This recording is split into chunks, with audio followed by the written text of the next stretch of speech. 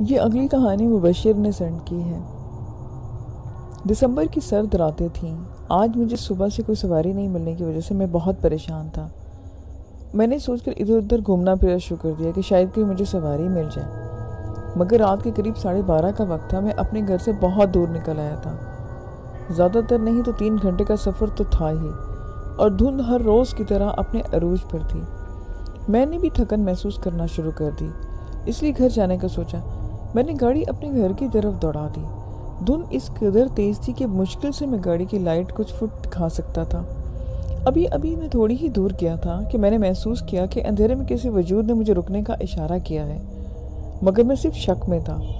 اپنے شک کو یقین میں بدلنے کے لیے میں نے گاڑی کی بیک میں ایک خوشی کا اظہار ہوا، کیونکہ وہ کوئی عورت تھی جو کسی سواری کا انتظار کر رہی تھی۔ مجھے تھوڑا آگے تک جانا ہے، کیا آپ مجھے چھوڑ دیں گے؟ اس عورت نے خود کو مکمل طور پر لپیٹا ہوا تھا، یہاں تک کہ اس کا چہرہ بھی نظر نہیں آ رہا تھا۔ میں اس کی عورتوں والی آواز سن کر پرساریت سے چونکا۔ میں نے کہا کہ میں آپ کو آپ کی منزل تک چھوڑ دوں گا۔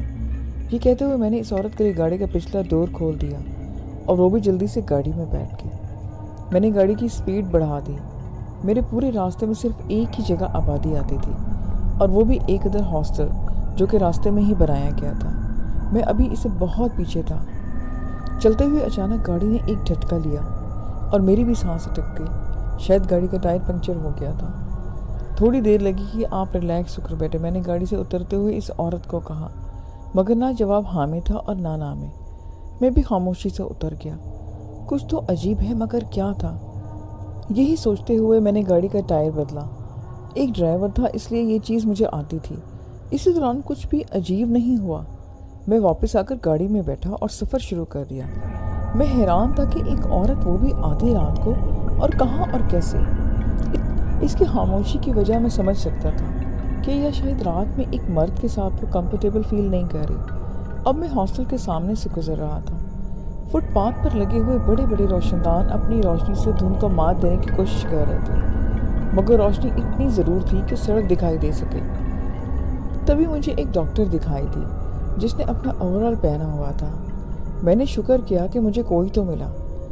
میری گاڑی سے قریب آتے ہی وہ بیک ڈور کھولتے ہوئے ڈاکٹر بولی، مگر اس سے پہلے کہ میں کچھ پوچھتا میں نے ڈاکٹر کی چیخ سنی، اور وہ جلدی سے گاڑی کے پیچھے بیٹھنے کے بجائے گاڑی کا اگلا دروازہ کھول کر میرے ساتھ بیٹھ گئی۔ مجھے حیرت ہوئی کہ ڈاکٹر کی حالت دیکھ کر اس نے آنکھیں بند کر لی اور جلدی جلدی منہ میں کچھ پڑھنے لگی۔ وہ صرف اپنے ہی نہیں، میرے اوپر بھی پڑھ کر پھونک رہی تھی۔ مجھے حیرت ہوئی اور ساتھ ہی دل میں ہنسی بھی آئی۔ خیر، میں نے سفر شروع کر دیا۔ ماما، مجھے بہت ڈر لگ رہا ہے، آپ پلیز مجھ سے کچھ دیر بات کر لیں۔ اس لڑکی نے، جو کہ پورے گھنٹے سے فون پر لگی ہوئی تھی، پھر سے ضد ہو کر التجا کی، مگر شاید اگلا بھی اس کی حرکت سے تنگ آ گیا تھا اور اس نے کال کٹ کر دی۔ میرا نام ڈاکٹر سائمہ ہے اور میں اس ہاسپٹل میں جاب کرتی ہوں، مگر آج مجبوراً مجھے ایک ڈاکٹر کی ریپلیسمنٹ تھی جو مجھے کرنا پڑی، اور اسی وجہ سے پہلی بار میں اتنا ڈر لگا کیونکہ میں کبھی اتنی رات کو باہر نہیں رہی۔ ڈاکٹر سائمہ نے اپنی کنڈیشن بتائی اور مجھے بھی اس کی گھبراہٹ کی یہی وجہ لگ رہی تھی۔ خیر، وہ بہت باتونی عورت تھی، اس بات کا اندازہ مجھے پہلے ہی ہو گیا تھا، اوپر سے وہ ڈری بھی بہت تھی۔ میری بھی اس سے اچھی خاصی باتیں ہوتی رہیں۔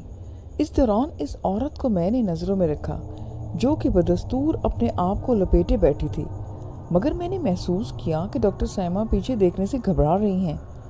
رکو، مجھے بس یہیں اترنا ہے۔ میں نے گاڑی چلاتے ہوئے پھر سے اس عورت کی آواز سنی، مگر ہے کیا یہاں؟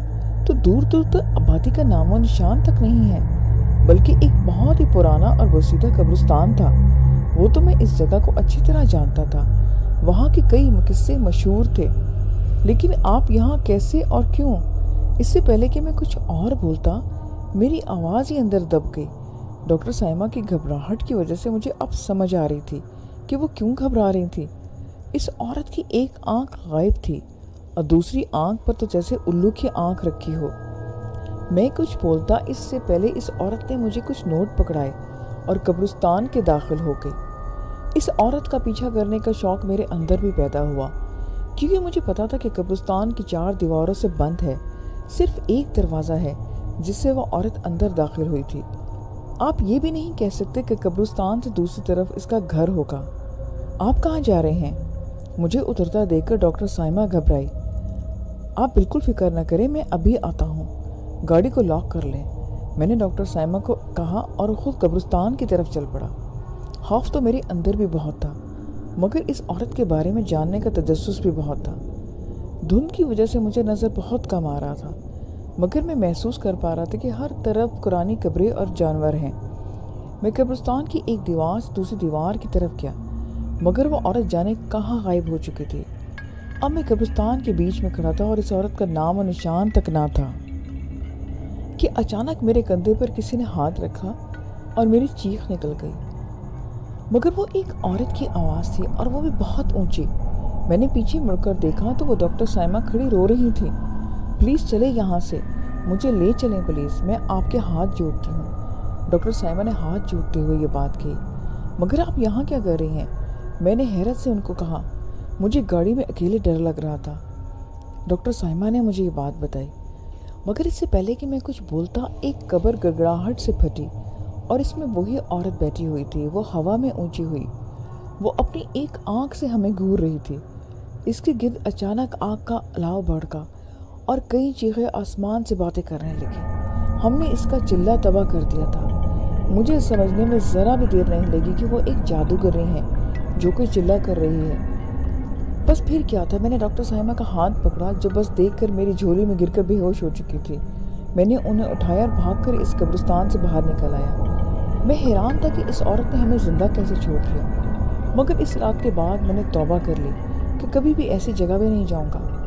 وہ دن ہے اور آج کا دن میں نے کبھی دوبارہ سے ٹیکسی بھی نہیں چلائی، کیونکہ ڈاکٹر سائمہ نے ہی مجھے ایک ریفرنس سے ایک فیکٹری میں مینیجر کی جاب دلوا دی تھی۔